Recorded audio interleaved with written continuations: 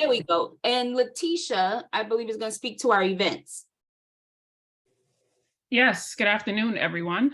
So we have a number of events coming up, both under in collaboration with MetroCog and some that fall under just the CMWP Foundation. The next event is our Bridgeport Wellness event. That's going to be an in-person event. Details on that will be coming soon. We're going to do the Golf Cove in preparation for our annual golf tournament. That will be July 27th, and that will be in the New Haven, Hamden area. With MetroCog, we're going to do a commerce and digital transition webinar on August 16th. We're going to do a marketing webinar on September 20th, and then we're going to have another in-person Bridgeport networking event on September 29th. Under the foundation, we are going to do our third annual Queens of the Green golf tournament. That is September 15th. It's a great day. It's beginner friendly. All you have to do is register and show up. You'll get golf clubs. You'll get a polo shirt, you'll get lunch, you'll get networking. So it's just a good time. So definitely look out for that. And then we have our annual fundraiser in December. Details on that are coming soon. The best way to keep up to date with us is to follow us on our Facebook and Instagram page. We'll get those links posted in the chat, or you can go to our website, CMWP Networking/events. All the upcoming events and past events will be posted there. All the registration links will be posted there. If you want to see what we've been doing the last few years, you could view videos and replays of all our other events. So definitely keep us in the loop, follow us on social media, and we hope to see everyone at those events. Thank you. There's one more slide. Again, this is just to really reiterate the golf tournament. We're looking for people to register. We're looking for sponsors. We're looking for volunteers. So if anyone has any questions or are interested in sponsoring, volunteering, or registering, just reach out to us. Awesome. And that was the last slide. This presentation is brought to you by MetroCog, and Lindsay is on. Lindsay, I didn't know if you wanted to say a few words or not before we got started. Hi, I'm Lindsay, regional planner with MetroCog. Not much to say other than, as Sammy mentioned, there's going to be a number of upcoming events in addition to today's webinar in collaboration between CMWP and MetroCog, and we're really excited to be working together. Awesome. Thank you, Lindsay. So today, excuse me, what is MetroCog? Can you explain what's that? My apologies. Yes. So MetroCog, COG is a council of government. Metro is metropolitan. So that is the name for the Council of Governments regional planning agency, urban planning for Greater Bridgeport. And so our municipalities include Bridgeport, Easton, Monroe, Stratford, Trumbull, and Fairfield. So 6 municipalities. And so this event is in collaboration with the Connecticut Economic Development, Connecticut Department of Economic Development, in addition to the US EDA, and MetroCog is helping to administer funding for entrepreneurial technical assistance in Greater Bridgeport. yes, thank you, Lindsay. Excellent questions. So there are several COGs in the state Council of Governments. And so you have seen us in Hartford doing like the wellness event we just did in West Hartford. And that is through a contract we have with CROG, the Capital Regional Council of Governments. Is that right, Letitia? Yes, Capital Region. That's Hartford County. Yes, that's Greater Hartford County, and we're here today under MetroCog, which is Greater Bridgeport. And so, Joe, I made you a co-host. We have Joe Williams, who's going to dive deep into access to capital, the grants that are available, the loans are available throughout the state. So welcome, Joe. Thank you, Sam. Good afternoon, everyone.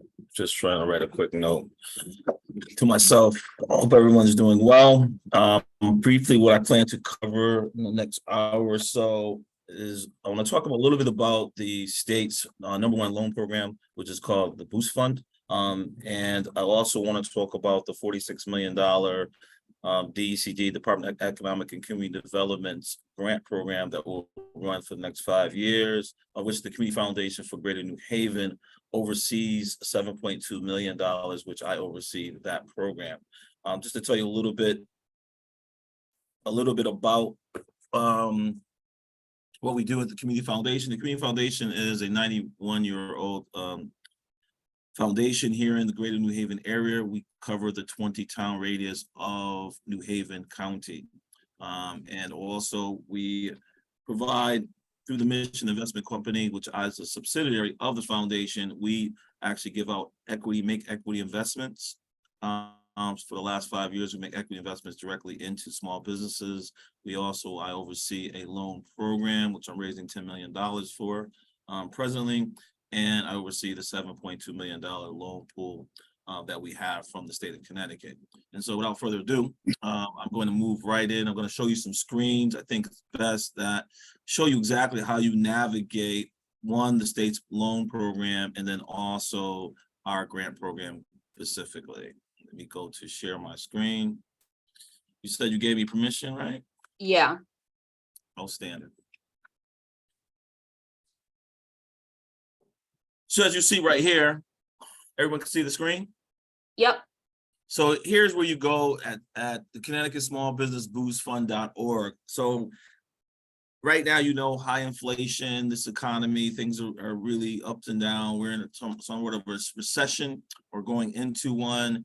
And so things are just more expensive than it was just 12 months ago. The state of Connecticut decided to actually outsource their $75 million to a company by the name of NDC, which is another foundation out of New York. They've decided to match the state of Connecticut's $75 million. So there's roughly $150 million loan pool over the next 5 years. What I want to stress to you are, what are the qualifications and the terms? I'm simply going to this website and filling out the pre-approval application is all you need. The NDC, through its partners, which is called CDFIs, other micro lenders in the state of Connecticut, will help you or process your particular loan request. So if you're a small business, you don't owe state taxes to the state of Connecticut, I encourage you to apply for this loan term. Borrowers can borrow between $5,000 up to $500,000, is subject to eligibility. You need to apply because it really is a case-by-case basis.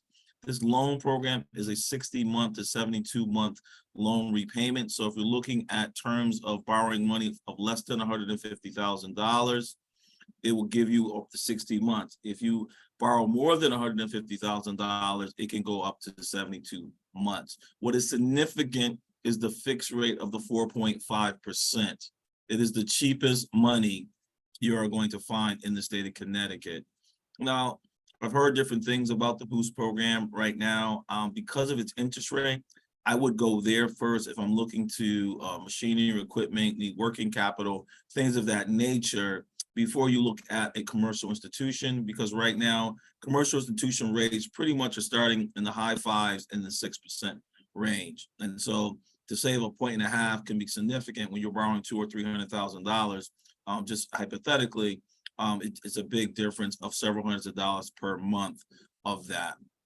Who is eligible? As you can see, almost any business in the state of Connecticut is eligible. There's only very few that are not. You must be a business and also nonprofits that have operations in Connecticut.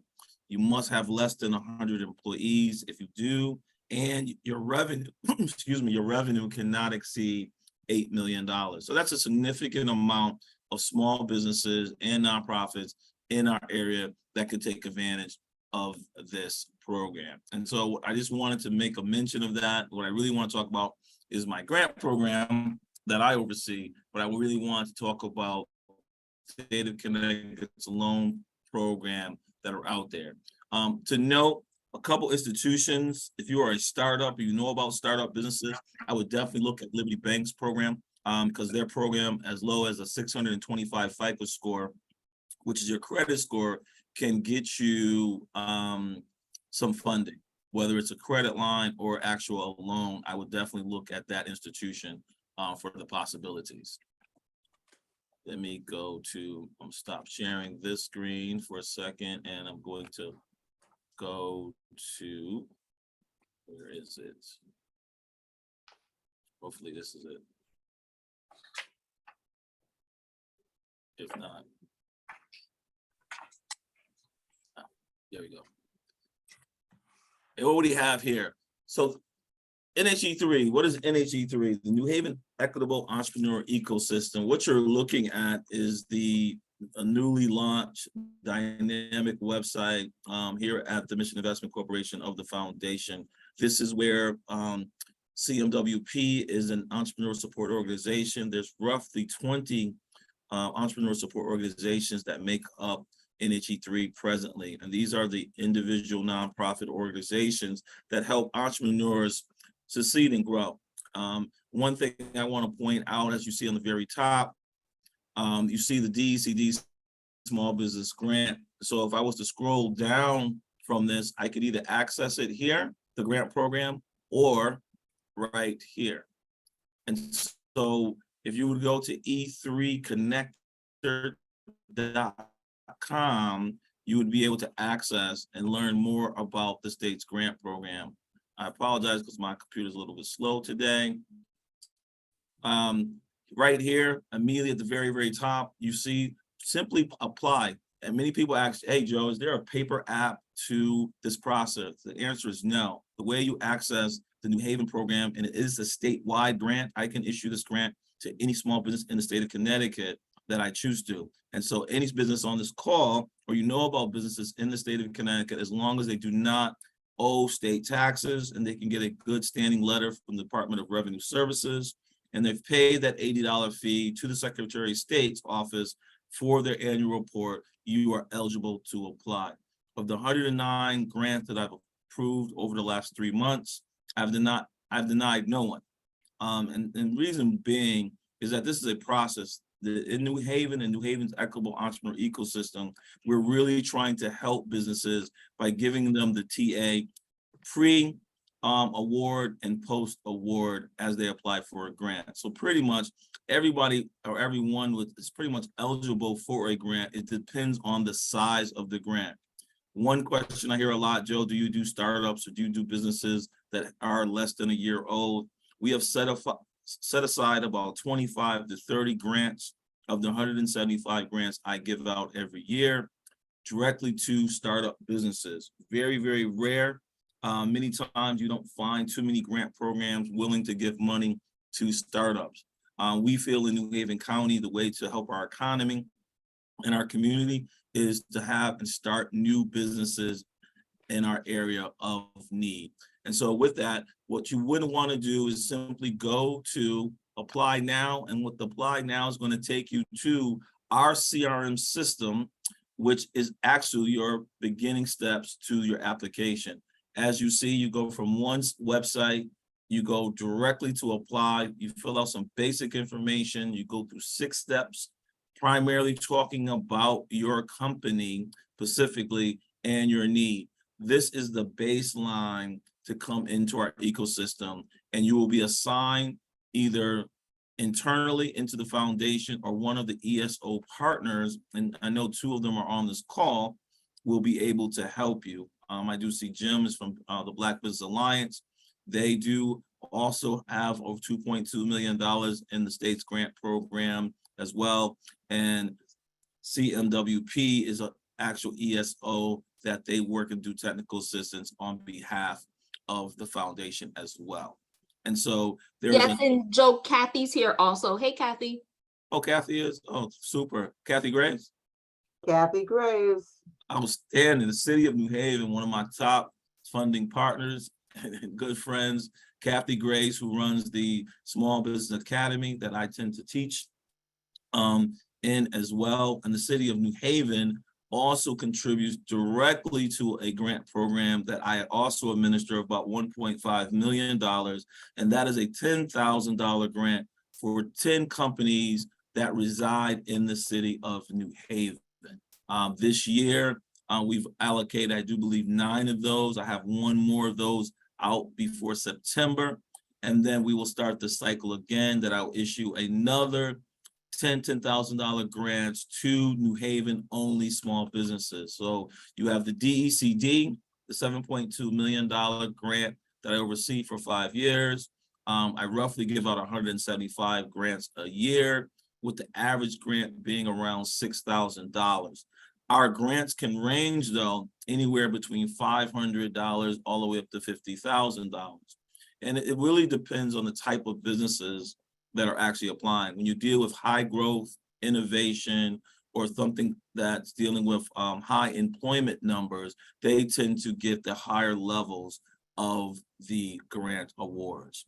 But in particular, just know that there's a range. I think I've been averaging between $4,000 and $8,000 of the 109 grants I've given out so far. So roughly, there's another 60 some odd grants that I will be granting out over the next 2 months to end my first year and achieve the 175 grants that we are going to give out.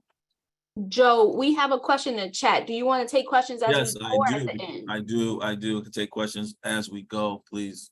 Okay, how will you know if you've been approved?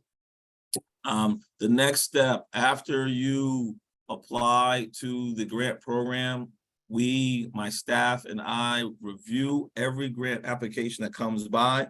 We actually reach out to you directly during the process to see if there's any questions. Do you need any help? Sometimes we find small businesses need help filling out their financial projections. Sometimes they have problems or issues with the grant criteria questions that are there. There is a series of questions that myself and the other 8 organizations have come up with that you must answer. One question in particular: how much money do you want? What is it for? Is it for machinery, equipment, working capital? And why should we give you this grant? And how does this grant benefit not only you, but the community at large? Remember, this is citizens' dollars, the state of Connecticut tax dollars at work, working on the behalf of small businesses. So we really want to know, what exactly do you want to do? There is no right or wrong answers to this. There's simply, do you want to apply for a grant, and why do you want to apply for the grant? That's really the most important thing that I look for. Another thing I can definitely tell you, the way I make a decision on who receives a grant is really based on your financial projections. Your 3-year financial projections and your profit and loss statement really is the most important document to me. So after I read your narrative, or my staff reads your narrative, I go directly to your financial documents. So I want to know how healthy your company really is. So to give you an example, if a company net income, or EBITDA, is 10% or higher on the profit and loss statement, I know I can take you to any commercial bank in this country and get you go through underwriting. That is an unwritten rule that most of the general public does not know, but those that are in banking, this is what the federal government standard and the Banking Commission has set to write what we call good paper, or to make a good loan. When you have 5, 6, 7% net income, it becomes very difficult to approve your loan. 9 out of 10 times, they are automatically denied. No one actually reads your documentation whatsoever because it does not meet the internal threshold of the bank underwriting criteria. That's very important to understand for yourself or your clients that you work with, making sure that the net income of the profit and loss statement is 10% or higher. That is the way you get through underwriting. If you go into a bank or you look for funding and it's less than that, 9 out of 10 times you will be denied. Even if you have a very high FICO score, it's telling to the bank that you are not showing enough profit to take on more debt, so you are a greater risk to the financial institution. I hope everyone understands that. Yes, Joe, we have questions about eligible programs for Bridgeport. Bridgeport and Hartford, we have questions for. So all the 2 programs that I described thus far are eligible for the entire state. That's inclusive of Hartford and Bridgeport. And so feel free to apply. Like I said, if you want to go through the grant program, please go to e3connector.com and apply. So if you're in Bridgeport, you're in Hartford, I've given out grants already to Bridgeport, Fairfield County, and in Hartford County, and I will continue to do so. Once again, it's a statewide grant process. You simply need to apply and adhere to the rules of the grant criteria. Please repeat what number needs to be higher than 10%. The net income. So everyone hopefully knows what a profit and loss statement looks like. And the last line of the profit and loss statement is either called EBITDA or net income.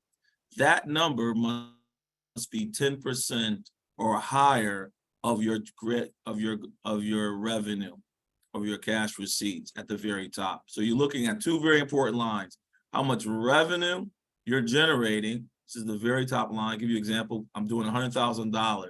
After all my expenses, it cost me $90,000. That means it leaves me at $10,000 or 10% net income or EBITDA.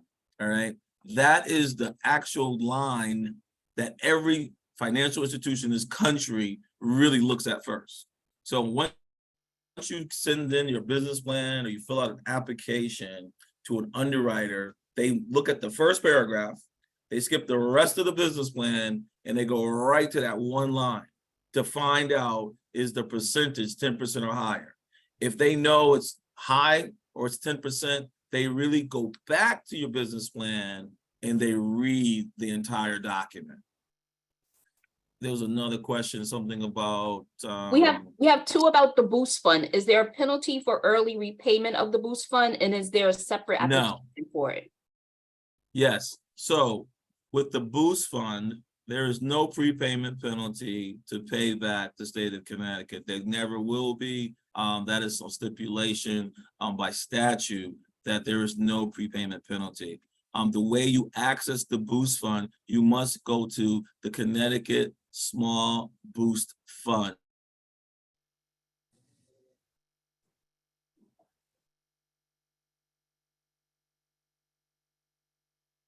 And Takesha says, so these are just projections for startups?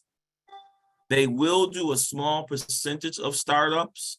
That is on a case-by-case basis, just so you'll know. That's on a case-by-case basis. Okay, so that's all the questions for now. So these are just projections for startups. No. So someone's asking about, are these just projections for startups? You must have projections whether you're a startup business or you're in business. The magical threshold is 3 years. You must show 3 years of what the future may look like. We know that we're in halfway of the year. So this year would be 2023. You would need to show minimally 2024 and 25, as well as the remaining, how much revenue and expenses you plan to have during this business. This is how a decision is made. This is how I make a grant decision, but this is also how loan decisions are made here in the state of Connecticut and throughout the United States. Let me see. The question says, is there a separate boost fund application, or if you're seeking startup costs? I just said it has its own application. All businesses are eligible. Yes, the only businesses that are in Connecticut that are not eligible are really shady type of businesses, gambling establishments, strip clubs. They do not invest in cannabis as of yet. Cannabis has a special fund that the Social Equity Council will be giving out very, very soon. So just keep your ear to the grind. If you know people that want to enter that cannabis space and they need to look for money, there is right now a $10 million fund for that, and the state will make an announcement very, very soon regarding it. Remember that to be any other questions on anything I said thus far? Yes. Hi, Joe. This is Randy. I was dropping the notes in the chat. Other thing people wanted to clarify about the 10%. I think I heard you say EBITDA, and then there was another term you used. Net income. EBITDA and net income are the same terms. used to describe the profit and loss statement, which is also called the income statement. So it's two terms that answers use to describe income. It is called the profit and loss statement, or it's called the income statement. The last that line 10%, of that document is most important. and that last line needs to be 10% of what? 10% of your yearly revenue, 10% or higher of your yearly revenue. And this should help any business on the line. You know, we are in high inflation. Inflation is around 8%. But if your 3% increase year over year, you're actually losing 5% year over year inflation. So anyone on this call who did financials last year and you were only using a 3% increase of cost, you really need to bump that to 8% to deal just with inflation to make the same amount of money as you made last year, all right? What we find is a lot of businesses are still using 3%. We immediately apply the 8% rule and they're losing 5% when they come to us for any kind of assistance. And so we must make adjustments. And so what I tend to do when you come to a grant program, I allow you to adjust your numbers. The bank doesn't do that. The Boost Fund won't allow you to do that, all right? So this is why we have an ecosystem here in New Haven County.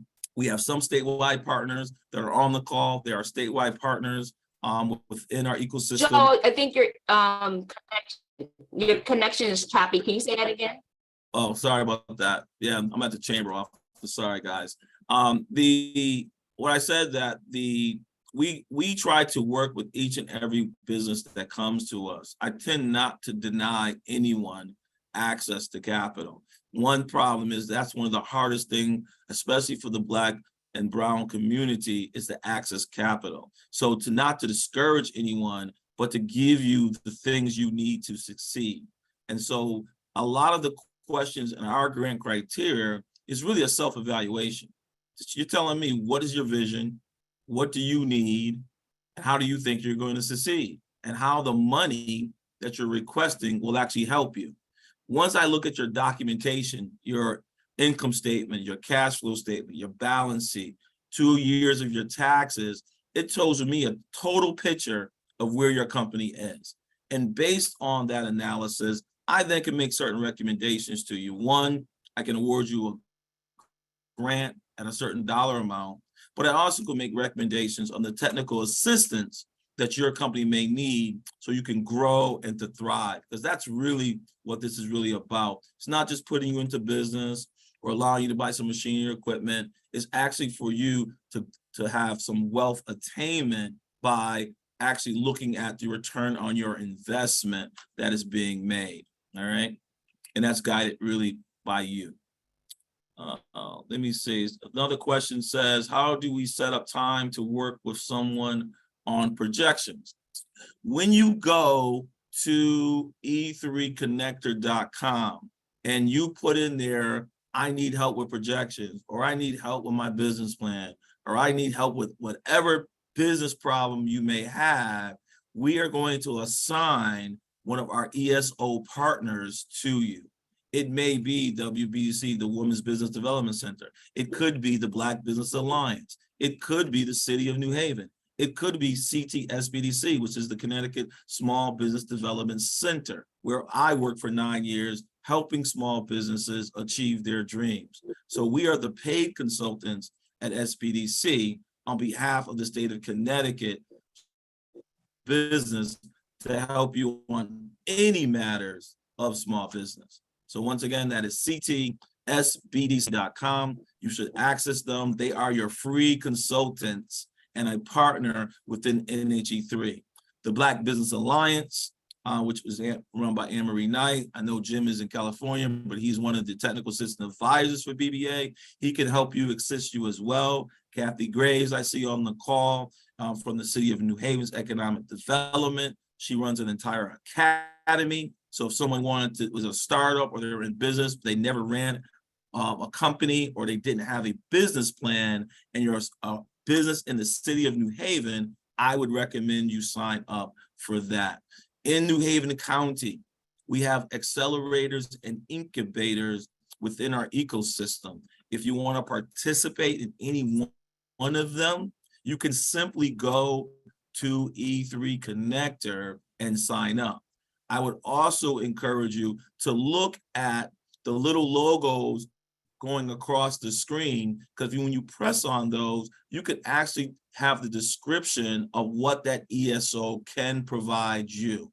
And so we tend to match what your wants and your needs with the best organization possible that can actually fulfill that. Great questions. That's our nonprofits eligible. It depends on, the nonprofits are eligible for the Boost Fund. So we are a community foundation. We at the foundation give out $32 million a year to our nonprofits in our community. And there's an entire grant process that any nonprofit serving the greater New Haven area can apply.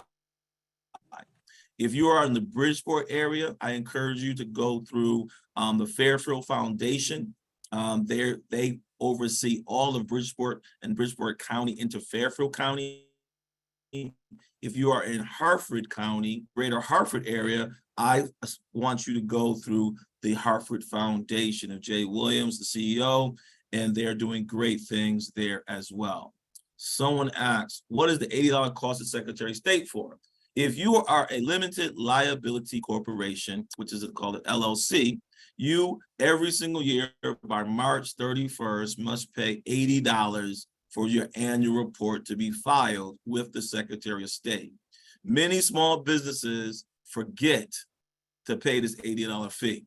So when they get to Connecticut, or they want to participate in the loan or the grant program of the state of Connecticut, they are denied simply because they owe, that is called considered a tax of the state of Connecticut, because that is a revenue generator for the state of Connecticut, and you must keep up to date with all your taxes here at the state of Connecticut. Good question. Other questions? You guys can pretty much ask me anything, whether it's federal, state, local, it pertains to access to capital, private equity, venture capital. I've moved $60 million over the last 9 years and over 2,000 small businesses here in the state of Connecticut. I was 15 advisors. Hey, what's going on? Hey, my new client. What's up, Joe? Yeah. So I am currently working on the grant application. I'm working on projections with Eric. Yes. Question for projections and profit margins.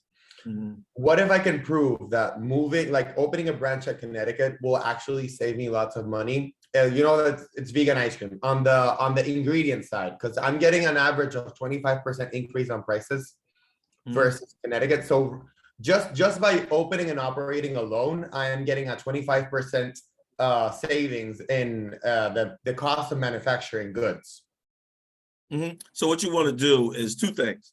One, in your narrative, you're going to say, because you're opening up a second location, one, you have your main location in Puerto Rico, you have your second location is going to be here in Connecticut. By expanding, you're contracting your COGS, or your cost of goods sold, for your business, which was then going to create a higher EBITDA or net income on your profit and loss statement. So going forward over the next 3 years, your bottom line number should naturally increase, but it makes sense because the narrative piece goes along with it. Make sense? Perfect. Yeah. Thank you. You're welcome. Other questions? This is your free time. Any other questions? Anybody want to know about SBA and the 7A or 504 program? I will describe you in the federal level. The SBA does not give out money, all right? The SBA, the Small Business Administration, is the guarantor to small businesses, to your local bank. So when you go into the bank, I need $50,000. They said, well, you've been in business 2 years. You might be a high risk. You have a 700 FICO score, but you don't have 3 years. The bank will then decide if they want to come to the federal government, either through the 7A program or the 504 program, for a loan guarantee. God forbid something happens, you default, that loan guarantee will pay the bank off the money you owe. But what is the difference between 7A and 504 is most important for you as a business owner. Most likely 7A means you need to bring 15 to 25% down payment of a piece of that loan. A 504 says a business owner only needs to bring 10% of what they borrow to the table. 50%, the commercial institution will actually put up the money. They get no guarantee. And then the micro lenders are in the state, and we pretty much use Community Investment Corporation in Hampton to do this. They're the #1 504 lender in the state of Connecticut. They get 100% guarantee from the government to give you 40%, which is 90%. You bring 10% to the table, the loan is done. You can use that loan for machinery, equipment, and buying commercial buildings. This is when we mostly use it, when you're trying to buy a commercial building or when you have a great need of something like a piece of heavy machinery or equipment, or you're outfitting, say you're doing a commercial kitchen or something of that nature. It's big ticket items that you want to put as least money down as possible. You want to do a 504. If you have the 15, 20% down and you're just looking for the guarantee, we'll go 7A. That's the easiest way I can describe the two programs to you, 7A and 504, the only federal programs of our federal government to help small business. Thanks, Joe. We got some more questions. So I took the Minority Business Growth Program. The grant applications / requirements were different. Does that matter? No. So Mark Hales, who just called me, and I'll call him back after this call, is my replacement at SBDC. And Mark's job, besides being an advisor like I was, he oversees the Minority Business Growth Program. Him and I share curriculum. I shared with him the grant criteria. It is the same questions, majority of them, that I'm going to ask you to apply for my grant program. What's significant for those that have gone through Mark's program or want to go through Mark's program, anyone that utilizes one of NHE3's, which is the New Haven Equitable Entrepreneur Ecosystem partners, you guys get first dibs at applying for my grant. That's one of the questions I asked you. Is this the first time you ever received this grant? That's a yes or no question. If you have received this grant, it depends on the level of the grant, whether or not I will allow you to apply. I only really allow my startups to ask me to apply a second time, because the average grant is around $6,000. So if I gave someone $2,500, there's roughly over $4,000 there, give or take, that I really want to allocate to someone to be fair to all 175 businesses a year that I give an award out. All right. To me, that's fair, because what I'm really trying to do is to work with the small businesses that normally, when it comes to access to capital, we as minorities don't have family and friends that have a lot of money that say, hey, give me $20,000 to start this company. It doesn't work. Hey, give me $10,000 more. I'm going to start something else. Well, we don't have it that way. So what we're trying to do at the foundation in the state of Connecticut is to work with you at every step of the level. So giving you something and then giving you the technical assistance needed to thrive and grow is better than denying you. And that's what I tend not to do. And by coming into this ecosystem that we're creating and what's being created around this country, this is better for small businesses, that you actually are not alone. You do have access to capital. I am not going to deny you. I just may not give you everything that you want and when you want it, as what you said, because you may not be ready.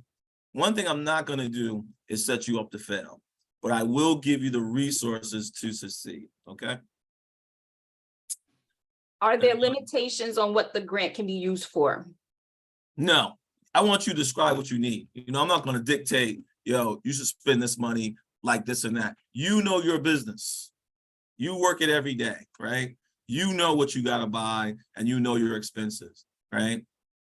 But we know typically things, we're not going on vacation, this is government money. and we have to be stewards of the government's money. But when it comes to anything related to your business, we are here to help you. I just ask, what do you need help with? All right. How do you get in touch with me? Very simple. One, the phone number listed my website right now is my actual cell phone number, the 475-321-9011. I told them to change it, but reluctantly, my staff refuses to do so. So if you were to go to e3connector.com, up in that right-hand corner, that's my actual cell phone that you can reach me directly. But as soon as you register, I will tell you another thing about our dynamic website. If you go through e3connector.com, you want to apply for the grant, I actually receive that email myself. Before my staff, it comes directly to me. So I know and I assess every single grant application that comes to our office. Right now, we have over 200, I think, people applying. We've given out of that number 109. I got to get to 175 before September 1, and then my clock starts all over again. So we are constantly rolling applications, and we're constantly reviewing them. There is no timeline. There is no time limit, all right? It is up and running. I think we kickstarted this back in April the 1st, where we started the first grants of this year's cycle. I wanted to get the 175 out as quickly as possible in the year of 2023.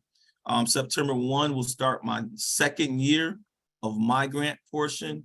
There are other partners throughout the state that they have not yet even received their money, and it should be coming any day now.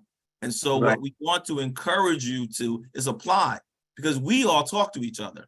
So if I run out of money, my $1 million this year, I can go to BBA and say, Ann or Jim, hey, I got a company that may need $8,000. What can you do for them? Or I may call Kim Hawkins over at the Hartford Economic Development Corporation, who has $7.2 million, and say, Kim, what can you do to offer it? But what I also want to do is look at the whole, the totality of what you really want. Like if you ask me for $50,000 and I say, I'm gonna give you $8,000 in the grant, my next question is, where are you getting the other $42,000? Because you just described to me a need. So I really want to know, what is your plan? But let me help you with your plan, because I may have the answer for you. Once again, I told you before, we make equity investments at the foundation to small businesses. We also give loans to small businesses from the foundation, as well as we run a grant program. All right. Can you apply more than once for the grant? Only are my startups allowed to apply a second time to me. Okay. The example is, I give on average, a business that's been in business less than a year, I automatically give them $2,500. Let me see what you can do with it. You said you want to do certain things, but I allow them the following year or so many months after they take the technical assistance and get the assistance from our ESOs, I allow them to increase their grants, all right? Everyone else is asking the state of Connecticut at one time, this is how much money I need, all right? And I'm gonna say, yay, or I'm gonna say, not now, but I'm never gonna say no. Is there a credit score requirement for the grant? No. And unfortunately, the Boost Fund, because it's no longer run by the state of Connecticut, for many years, the state of Connecticut never looked at credit. The state of Connecticut made its business decisions on character first. If you are a good moral character, you had a sound business plan and had business practices, that is how you access the Small Business Express program. When Commissioner Lehman was the commissioner, he decided to outsource the grant program and the loan program. NDC, out of New York, controls the loan program, which we now call the Boost Fund. 8 organizations, including the Community Foundation, we control the $46.6 million 5-year grant program, okay? Other questions?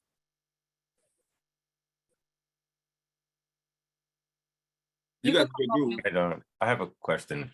Sure. So I just came in not too long ago and I was on the, I'm noticing that there are two sites. One is NHE3.org and you've been referencing E3 Connector. Connector.com. Yes. So when I first came on board last September, I had 90 days to get a website up and running. The NHE3.org is my static website, which will go away eventually. You can still go there right now. I will receive an email from you. What I would like you to do, because we've now launched the dynamic website that uses AI and other things and has a lot more features, a lot more benefits to small business and a lot more information to small businesses, is I want you to use e3connector.com. An E3 connector, just so you can know, in future iterations of it, this is where the events calendar for the whole entire county will be located. We'll also provide jobs. I think that we have one job up there right now, just looking for an accountant. So, you know, anybody that wants to be an accountant and work for a community foundation, feel free to apply. But we're asking all our ESOs, all our other nonprofits, all our other businesses. Remember, there's 19,355 businesses just in New Haven County alone. So we're starting to ask them to populate their information for free on e3connector.com. In the future, for small businesses, the reason why you want to be connected to our ecosystem specifically in New Haven, we're going to have a marketplace. I'm going to, for free, allow businesses to be housed on my website. So you can actually share with the world, like Amazon, what you have to sell. Because what I believe that you need help and we should help each other, and it takes a village for all of us to be successful. And so what we have decided at the Community Foundation is to give you certain things that can help you be successful. And so like our ESOs that have their websites connected to our site, at the second phase of our rollout, you, a business owner, will be able to house what you do on our website as well. So stay tuned for that. Joe, do you have plans on the website being statewide? Now, that's the debate. We are trying and we're in talks right now. Hopefully the state of Connecticut will look at this model and want to adopt the model. I'm in talks right now. This is going into New York City. I'm bringing it home to Western Mass. They see the value in having a connective network of ESOs and entrepreneur support organizations working together instead of being siloed. And so whether Connecticut does it first, other states are doing this, and they're asking for my help, and I'm going to open it up to them as well. And can you share the Bridgeport funder again? What kind of funding? Loan or grant? For the grant. BBA, the Black Business Alliance. Jim is on the line. They're right down in the Milford Mall. They're our statewide provider, and they also have the same grant program. They have less dollars, but they provide technical assistance, and they also will help you with your grant and the grant process. So if you are on this call and you want some direct help and you want it close by, you can go to BBA. Also, the Connecticut Small Business Development Center, they are a statewide entity.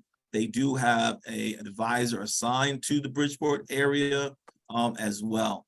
They can help you with that. And I don't know if we answered this one. Is there a credit score requirement for the loan? Yes, there is. There is. They've lowered the threshold. I think it's down to 620 now. It was at 640, 650, but I do believe they've lowered it down to low as 620. They were finding that they weren't getting enough applications through, so they've lowered the threshold. The issue with the Boost Fund is, remember, half of the money is coming from an out-of-state institution. So they're trying to really make as many good loans as they possibly can, so they don't have so much default. So their criteria is strict, like going to a commercial bank. And so what I'm hearing are issues of the small business community. This is one reason why we, the foundation, are going to create or really continue our loan pool fund. Because, you know, all loans are not for all people. You know what I mean? Some people, like I said, the state's doing it the cheapest, 4.5% interest. You're not gonna get that interest rate nowhere else. Most interest is between 5.5% to 7%. We loan money between 5.5% and 6% out, but I make decisions based on really character first. Credit is like my third item I look at. And really, credit doesn't mean you know how to run a business, all right? This is why the state of Connecticut for many years never looked at credit, because things happen in people's lives. Doesn't mean they don't know how to run a business. They can run a very profitable business, go to divorce, have a death, get sick, catch COVID. Things happen. That doesn't tell you that you can pay me back and if you're a bad or a good risk, okay? Business plan narrative, it is, do you understand your financials? It is important that you give me a good narrative and understand financials. That is how we really make decisions. Remember, when you're going to loans, you must understand the reader is to mitigate their risk. So you are a risk, good or bad, you are still a risk. It's getting that person comfortable enough to say, I will bet on you. I trust what you're saying, and you're going to do what you said you're going to do, okay? Good questions. Man, let me see what else. Awesome. Melissa had asked, how does that work in relation to a business that offers a service? But I just followed up with how does what work? I'm not sure what Melissa was asking. If you want to come off mute, you can, Melissa.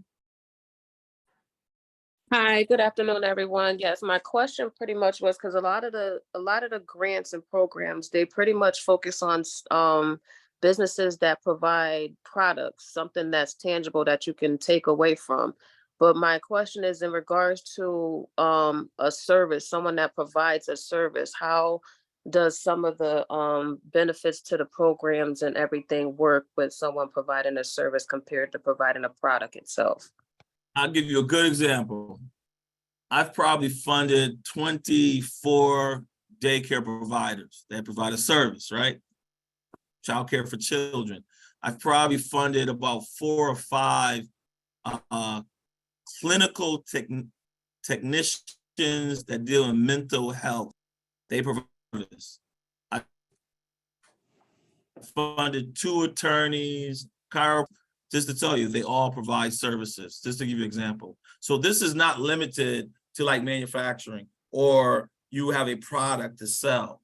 It is for any small business that we think can be profitable and benefit the Connecticut community. That's how we make decisions. Very basic, very straightforward. So please apply. If you haven't applied, you should get in the system. So what about those who have applied but haven't heard anything back yet? What should they do? Listen, you should drop me a line. If you have not heard anything, you can put my email, jwilliams@cfgnh.org, and I will definitely follow up with my staff. You know, anyone who writes the foundation, we have a rule within 24 to 48 hours, you will get a response from us. If your application is in process, you need to check with Kim Mendez or Lauren Hughes, my assistant and my grant administrator, to see why we haven't reviewed it. That means you're probably missing documentation. And until we get all your documentation, it does not go into review. I don't even really see it other than the email, and I sign it to them and I say, tell me everyone whose paperwork is 80% done or 100%. So if you only got half of your paperwork in, no one's looking at your file. We leave it up to you, the business owner, to go through that grant criteria and upload. The beauty of using NeoSera and our CRM system and working with the ESO, the ESO partners can help show you how to upload your documents, but there's no paper. You simply can upload your document from your computer. You should have your taxes on your computer. You should have your financials, your business on your computer.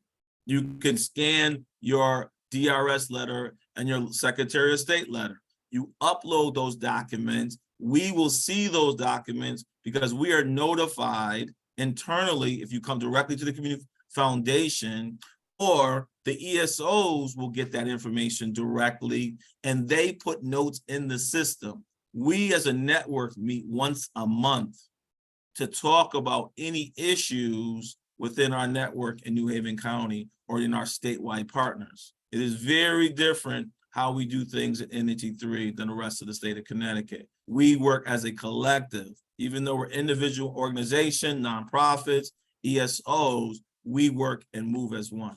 That's what makes it so successful for you to be successful. What documents other than business plan and projections need to be uploaded? I don't see a list anywhere.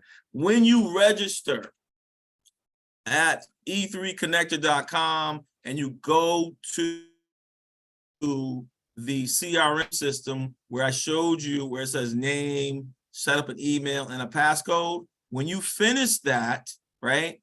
If you go actually to opening up the full CRM, because now you're having your file, you can see your information. If you load up documents, to the left-hand side on the bottom, it says grant criteria. And those are all the questions. Also, on the E3 Connector's website, before you register, there is, in the middle of the page, there's either PDF that shows you all the grant criteria questions. So we've made it to find anything and everything that you have. If you don't see it though, feel free to reach out to me, contact my office, and we'll walk you through the process. Or feel free to contact one of my ESO partners on the call and they will walk you through the process. I answered that. Super. Any other questions? Feel free to come off of mute also. Any other questions pertaining to access to capital, helping your small business? Please find a link to the grant application. Oh, please put in the link e3connector.com. It's e3connector.com. I added it, I'll re-add it. And then Autumn asks, would you agree that there are more loans available than our grants? Absolutely. Think about it. Look around every corner is a bank, right? Banks stay in business by loaning money. Enough said. Grants are something that rarely come by. So when they do come by, what you as a small business owner should understand is how do you leverage OPM, other people's money, to do the things that you need to do for your business, right? And so a grant, I tell sometimes you may use it.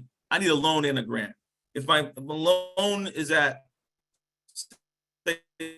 6% and $50,000 loan, but my debt service is now cheaper because I have $58,000, right? But I'm not paying 6% on all 58. I'm paying 6% on 50. That's one way you can use a grant. What I look at grants too, well, I don't have to borrow as much money. I need $40,000, Joe, to do what I want to do. You end up giving me $6,000. That means I only got to borrow $34,000. It's cheaper to now service that debt. So you have to really look at what are the needs of your business, what is out there on the free side, right? Remember, these are not the only grants. As minority business owners, you can just Google grants for minority businesses, grants for women-owned businesses. They're going to pop up. Wells Fargo is going to pop up. Chase Manhattan, they're going to pop up. All these different foundations you guys should be applying to. One thing about COVID and about the Black Lives Matter movement, things that since Ferguson, a lot of companies feel they should be putting money within the BIPOC community. You have to be taking advantage of everything that's out there, all right? It's like a funnel. You put a lot at the top and it funnels down. Hopefully we're gonna end up with something, all right? What are the 1 to 2 most common mistakes that you see startups, entrepreneurs, small businesses make when seeking or preparing to obtain funding? They walk to the bank not knowing what the bank is looking for. That's how they get denied. You're guessing, you're going in blind. First thing I would do if I was seeking a commercial loan, I'd call and talk to the small business or commercial officer, and I'd ask them very specifically what type of paper they're buying. That's their terminology. Meaning, what's their underwriting criteria? What is this bank interested in putting in their portfolio? And then I would see, do you even do startups? Because a lot of people, you go to the branch manager, they get paid by how many applications go in, not whether or not they're helping you to get a loan. You have to understand, everyone's not your friend. They have their own self-interest. That's why sometimes you must do your homework. Also, I would always talk to one of these ESOs. Why? We deal with the banks and money every single day. When I was a business advisor, twice a year, I used to meet with all the banks, like 16 different lenders, senior vice presidents and above, and I asked them direct questions. What kind of paper do you want to buy, and what is your grant criteria? Because I represent not only the state of Connecticut, but the federal government at the time. And so I used to get a report every month, and I know how much money they were investing in what businesses. I used to get it from the SBA. So they couldn't lie to me directly. So I never sent them clients that they didn't want. I actually matched clients to banks. I still have those relationships to this day. So it's easy for me to pick up and call certain people at certain banks, knowing I have a good package that they're looking for. I'm gonna tell you something. I like to tell this to a lot of my clients. Your network will always equal your net worth. I'll say it again. Your network will always equal your net worth. So you guys cannot be an island. You are walking billboards describing your business. No one else does it better than you, the owner. Very straightforward. That is the secret of getting access to capital. Build your network, talk to people, establish relationships. Everyone on this call has a bank account. How many times have you actually spoken to your commercial bank officer? Do they even know your name? Do they even know you even have an account with them? What we tend to do is always look for money at desperate times. That is the wrong time to go for access to capital. Every small business minimally should always have a credit line. That is your establishment in the front door to a banking relationship. So you have a savings or checking account, which shows that you're doing business, has transactions. You then want a credit line to be established, all right? There's a couple good institutions here in our state, Berkshire Bank, Liberty Bank, they have excellent products for that, right? Very low minimum FICO scores to get access to that type of credit. And then if you need higher loan amount, machine or equipment, I want to buy a building, because you've built a track record and your network has increased, you're now going to a friendly phase, a warm introduction, versus many times small business say, oh, I want to buy something, I want to do something. Oh, machinery broke down, I have to go and borrow. The worst time. Hope that helps someone. Trying to me to take out at home. Listen, it's two types. See, when you go to a bank, when you go to an institution, to a branch, the SBA lender probably doesn't sit at the branch, and neither does the commercial small business officer. If you walk into a branch, those are the people you ask for. You don't talk to the bank manager. The teller can't tell you what I'm telling you right now. It is two type of people that a small business person wants to know. It is the SBA, commercial lender, or the commercial lender, depending on the size of your request. If it is less than 250,000, 300,000, that is done by one person or one department. And then they have those that are doing $500,000 or $1 million above. That's a whole nother department, a whole nother person. If you say SBA, they know they must send you to the SBA lender, right? Everyone else in the branch, is chasing their bonus. Applications can take a visa out. Yo, can I give you a home equity line? Think about it. Think about the things people ask you every time you go to the bank. That's what they get paid to do. That's not here to help you, okay?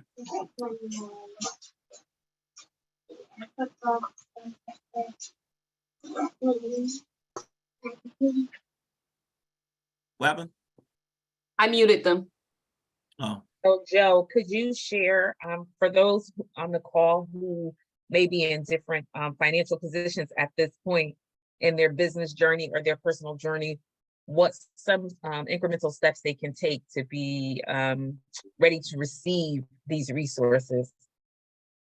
the first thing and foremost, credit, credit, credit, credit. I don't care what nobody tell you in this country, credit drives everything in this country and pretty much around the world, but especially in America. If you have less than a 680 FICO score, which is the magical number to underwriting, 680. If you do not have a 680, you have to look at how do I get a 680 or higher. Everyone in this call must always know what's on their credit report. Accidents happen. Things are put on people's credit reports that they don't even know about. That is why you must always constantly monitor it. But even besides monitoring your personal credit, everyone who's a business owner needs to establish business credit. That is more important sometimes than even your personal credit. Business credit is very, very important. The reason why I tell you this is that when you want to go buy a house, buy a car, right? And you've used your personal credit to establish your business or using it to run your business, which is actually maybe not the best thing because something called DTI, debt to income ratio, that the banks look at, even though you may be using it for your business, because it's on your personal credit, it affects your DTI. So that's a problem.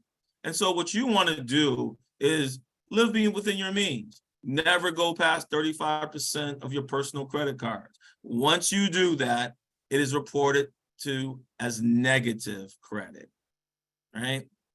It is good that you carry balances at times, as long as you're under that 35% threshold. So if I have $1,000 credit card, don't use ever more than $350 of that card. If you go and you start using 400 and above, it is actually reported as a negative, and you are a risk to a creditor. They don't tell you this, but we in the industry know this, right? If another situation, if you have bills on there that they're 7 years old, they should come off. You should actually deal with that. If you have more than one name and more than one address in your credit report, you're all wrong on this call. They don't teach you that credit history is followed by a credit record, and a record is created by your names, your AKA, your aliases, and your addresses. We as minorities think that credit history means I need to tell everybody where I lived and how many names they call me. No, my name is Joseph Williams, period. I live at 40 Freeman Street. I don't care where else I've lived in my life. This is where I reside, and this is my name. So if you pull your credit and you throw on a whole bunch of different addresses and a whole bunch of aliases, you must immediately tell the credit bureaus, this is your address and this is your name. And let me tell you why I say that. We at the government who are taught how to correct credit, we know that credit follows a record. The reason why you end up with all these names and all these different addresses is so they're creating credit records of you. When I eliminate a piece of the record, meaning the alias names, the different addresses, I then challenge all my credit. Why do I do that? Because I want them to prove the record. My record doesn't exist under FRCA rules, 30 days must drop. Just gave you some nuggets of free, so you don't have to go pay some of these other companies. It's very easy to fix credit. You have to follow the rules of credit. One, you're only one person, you have one name, you only live at one location at one time, okay?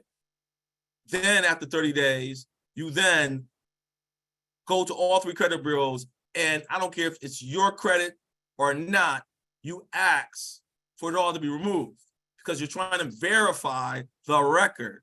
Well, you just remove some of the records off. Very hard to verify if the record doesn't exist, right? So that's just a tidbit for the day, a little bit on credit, because without credit, hard to get access to capital, right? That's some of the first things we teach that we are taught internally, right? Of the secrets of how to clean up your credit. It's a methodology to it because you have to understand how the bureaus look at creating your record, all right? So records, not just by Social Security, it has to be full names, addresses, and that Social Security. When you only eliminate how some of that record was created, it really helps you, not them, all right? Good question.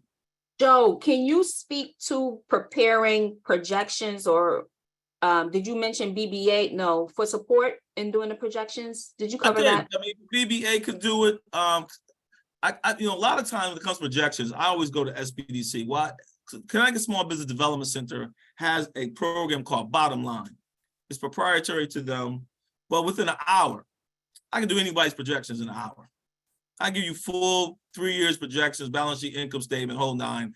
All SBDC advisors have access to that software. BBA, Headco, none of my ESOs have access to that software. They actually have to contact SBDC to get it. That is something that SBDC keeps very close to their vest because their network of 1,400 advisors around the country created that document. It's just fortunate that we in Connecticut get to utilize it because it came from Illinois 9 years ago. When my department, we changed it and adopted to the loan programs that we see in Connecticut, and it's done by industry. So simply by being a part of the network gives you this kind of access. There's something else called IBIS World, IBIS World. It is it's the marketing research document. Only universities and colleges have this. This report is a 37-page report. It costs $900 to $1,000. But if you are a client of SBDC, it's free. So now when you talk about a SWOT analysis, marketing, research, and data, you want to have access to an IBIS World report. So either go to your local library who has IBIS World, local college universities have it, or SBDC has a copy of IBIS World, right? So no matter what industry it is, and what IBIS World does, it does a comparison of the entire industry. It talks about regional, but it tells you what the real things are happening in that industry, from competition to growth and everything else, all right?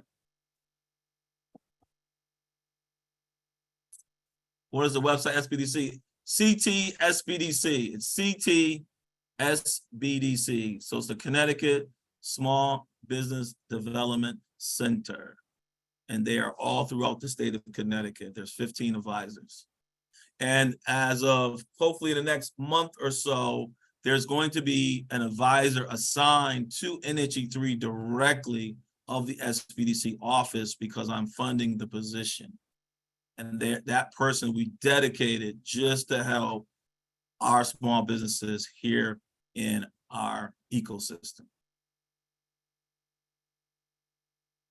Good question. Is there a program offered support? Is there a program offered and support will grow through to further help with our personal and business credit?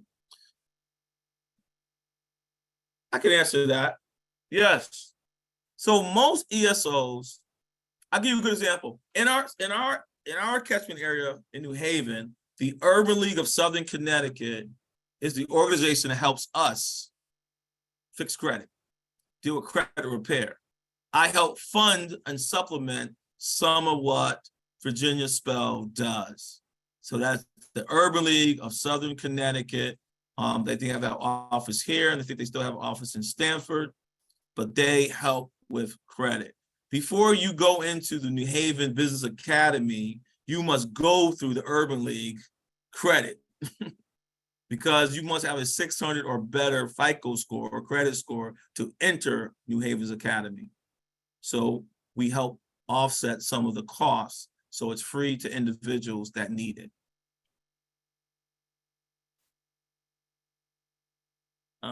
Yes, that's the right website for SBDC. What else? Other questions?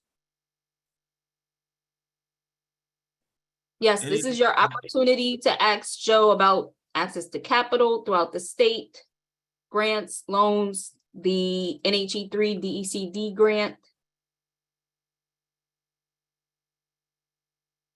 Everyone know how to get to the website. Hopefully I could see everyone's profile at some point. I do encourage you to apply. When the money's gone, the money's gone. You know what I'm saying? And there's no reason why you can't access free money. I tell people this all the time. This is taxpayer dollars. You're paying one way or another. So if you got a small business, you should take advantage of what you're already paying. I did put in the chat, and I could add it again. It's a document that has all the criteria, the questions that they ask, and the documentation that's needed for the NHE3 grant. Super. Someone asked, so even though I signed up for BBA through eConnect, you will receive an email. The BBA will then tell me what's in their catchment area. I can see everyone that signs up, but the only way I get an email directly to me, you went through there and you said you went directly to the foundation. That buzzes my cell phone. What's going to buzz the BBA is either Jim or Anne Marie are going to get notification that they have a new sign up through the website. Yes, and that's the same for CMWP. For all of you who have submitted the application, we get an email every time you log in. We get an email when you upload a document. We can make changes and edits. We've been doing that for some of our clients who went in and submitted. They needed to delete duplicate documents. We've done that. And then we also have Kim, who's Joe's assistant, who can assist with anything you need. Her email is in all of the emails that come out from CMWP, has all of the grant information. It has all of the grant requirements. It has the link to register, and it has Kim's email address. Is there Anya White Brown on this call? Yes, I am. See, I got your email already. Real time. Awesome. Real time. See how that works? So this is what I want you to know too. This is one of the easiest processes for those who receive my grant or participated. This is one of the easiest processes to access capital from the state of Connecticut. I'm telling you this right now. And because I am the director of operations and I spent 9 years as an SBDC advisor, I know everything small business. So by coming into our ecosystem that Kathy, that Sam, is all a part of, and Jim, we all work together. We all get it done. We talk, like I said, all the time. We meet formally once a month. We are really trying to help you. You know, Sam asked me to come on. She knows she's an ESO. She knows what I'm trying to do, trying to get this money out to our people. And here I am, right? We do this all the time. So feel free, reach out to me, reach out to any of our network partners. We are here to serve you, and we want you to succeed and look forward to your success. And with the documentation, you don't have to wait till you have everything to start applying, to start your application. You can apply and start uploading documents as you get them. And once you have a good amount of documentation there, you can begin to get assistance from Kim and from Joe's team with anything that you need. Absolutely. Yeah, don't wait. Too many people do that. And I'm telling you, like I said, from the next 2 months, I think I got 66 grants to go. Right? My grant administrator said, Joe, I got some more. So she probably got 7, 8 for me to approve by tomorrow. So now it means I'm down to 60. And then once I get to my 60, can take more information, but I will not approve after the 60 that I'm going to do over the next 2 months until September 1st. All right. And so, Joe, what does the timeline look like once they've submitted it? How long until it's funded? 2 weeks, you know that, 2 weeks. So you give me your documentation, it goes to Lauren and myself. I meet and look at these things almost every other day, as they come across my desk. As long as all the information, all the documentation I can see in NeoSera, which is a CRM system where you upload all your documents. It's just a checklist for me. I'm reading it. And then I put a note in there, approved. I tell them the amount. Lauren will then produce an award letter and you'll get an email. Hey, you've been awarded a letter. We're looking for your ACH because we do not write checks to the foundation. We only do direct deposit into people's account. That's it. Once you send that ACH, once we create it in FIMS, the following Friday, we drop the money into your account. It's that simple. All right. So Can you- basically, you're 2 or 3 weeks away if you apply for my grant to receive it. So Melissa says she needs help with future financial projections, and I believe Joe was referring to the SBDC for assistance Yeah. with. If you have an accountant, a CPA, you can reach out to your CPA. They can also help you with that. There is a fee Absolutely. to do that though. And can you apply if you have different businesses? That's a good question. The state of Connecticut has not gave me clarity. I'm waiting to have a meeting with Sheila Hummel on that. I forgot to ask her that the other day. I may send her a note with that. I'm not necessarily opposed to it, but I have to stay in due bounds to the rules of the state of Connecticut. And so they have to make that ruling. So I will get back to you or let Sammy know, and she can let you guys know what the state has said. Okay. SBDC is free. Free. They don't charge you a thing. Your tax dollars pays their salaries. Other questions? Any other questions? You can Same also time. try the WBDC, the Women's Business Development Yes. Council. They also assist men. Yes. They should also be able to help with financial projections for free. Somebody said, can I repeat the 8% rule? What is the 8% rule? I have a 10% rule in underwriting. What's the 8%? They may be talking about, you were saying that for your projections, you should increase it 8% a year and not. No. standard Okay, that was 3%. confusing. No, inflation in the country right now is at 8%. Inflation. So a bag of cookies last year cost $1. Today, at 8%, it costs $1.08. Most small businesses don't increase their expenses by that much. They normally only increase by 3%. So that same bag of cookies last year, to them, it costs $1.03. Inflation tells us it really costs $1.08, meaning you're actually not accounting for 5 cents or 5%.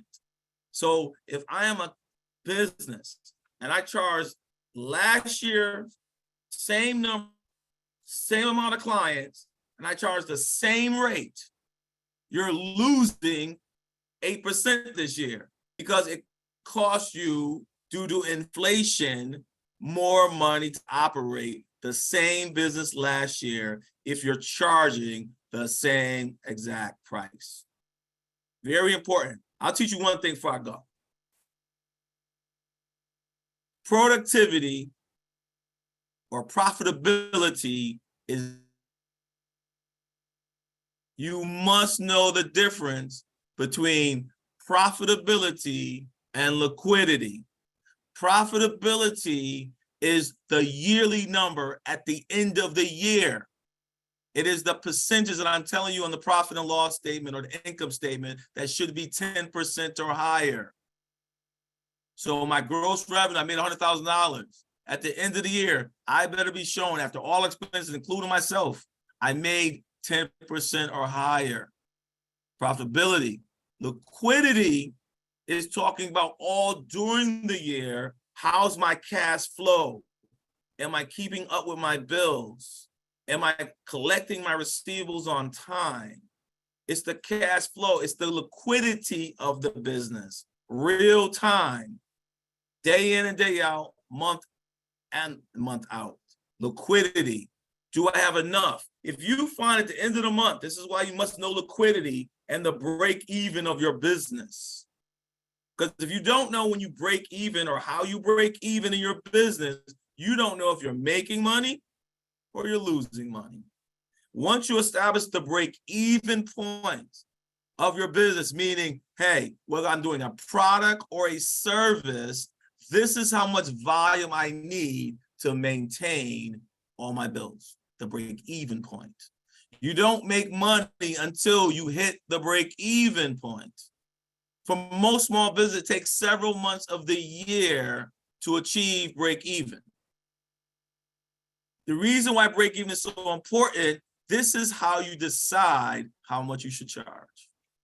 If I did the same thing, I didn't increase one entire customer, but I wanted an 8% profit at the end of the year, more, guess what you must do? Simple. But also, what must you take in consideration that I told you? Inflation. So your 8% increase is not going to your bottom line, it's going to the inflationary cost of doing business. So you're still at what? A break even. You see how you figure out and how you gauge when you should raise your prices and why you should raise your prices, only for another discussion. But to understand, when it comes down to raising capital, this is what bankers are really looking for. This is what they're looking at and diving into your projections. Do you understand what you put together and how fit liquidity versus profitability? And do you understand the break even? Bankers ask you these questions. That's why I'm telling you, be prepared. So if you don't have, I know every 90 days in our ecosystem, we offer a class. Markel teaches it for me. We offer a class of profitability and liquidity and how do you read, because we know that this is something that's not taught in our schools, that we probably did not learn that when we established our businesses, but we must know to thrive and grow, right? So these are things that with an E3 connector and NHE3, what we do, and we talk about curriculum for you guys, we talk about what's working, but what's more important, what's needed. And we do it in real time. And we, the foundation, have no problem putting money on real-time matters for our entrepreneurs in our catchment area. Hope that helps someone. Are you saying, when you look at your business's financial projections for 2024 and 2025, are you saying that they should go up 8% a year? Right now, you have to, because you're not meeting inflation if you don't. We're at 8% inflation. So everything that you see today is going up by 8% right now. So if you did projections last year and it was only 4% adjustment, you need to continue to adjust to the actual inflation number. When inflation starts to subside in another year or two, you then can backtrack. You understand? This is how you better manage your company, your business. And now, if you have all your customers, you keep all your customers, you've covered inflation, who says you have to go backwards when inflation starts to subside? Because what did I tell you? That's real profit. That's to your bottom line. So as inflation goes down and you can hold your price, you're making more money. Simple. But you gotta know, what is the break even? What does it cost you to be in business in the first place? That is how you manage your company.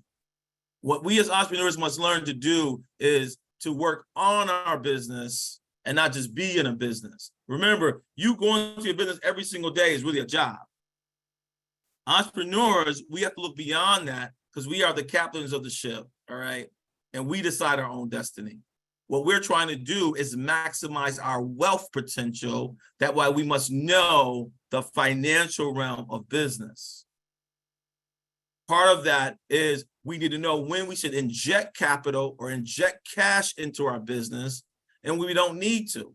But we also know today that we should all have established credit lines because that is our safety net. If we don't use it, it doesn't cost anything. A credit line is free. You must have good credit to have one, all right? Or at least marginalized credit. We know 620, 625 is that magical number to get it established, all right? The lowest FICO score I ever got somebody some money is around 570, 575, I think, something like that. HECO, you know, because they look at a story, not just your credit score. See what I'm saying?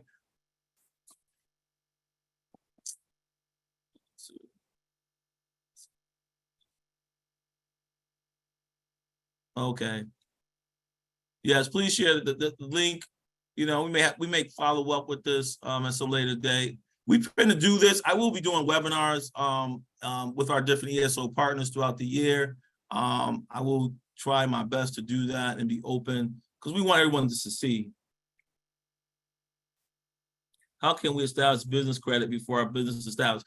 In order to get business credit, you must have an EIN number. All right, employer identification number from the federal government. It only takes 5 minutes to do. You go to irs.gov to get an EIN. Once you have an EIN number, you then pay $120 to Secretary of State of Connecticut. You are now established. You do not have to pay an accountant or an attorney to establish an LLC in the state of Connecticut. WBDC, SBDC, BBA will all help you register, and even the city, if you're a New Haven business, of establishing you as a business. Once you have an EIN number, once you've established a corporation, you then can open a business bank account. You then can actually start growing business credit. Okay. Sam, this was fun. I was just about to say that. You know, I gotta go to my next meeting, guys. It's been really fun. Hopefully everyone will participate.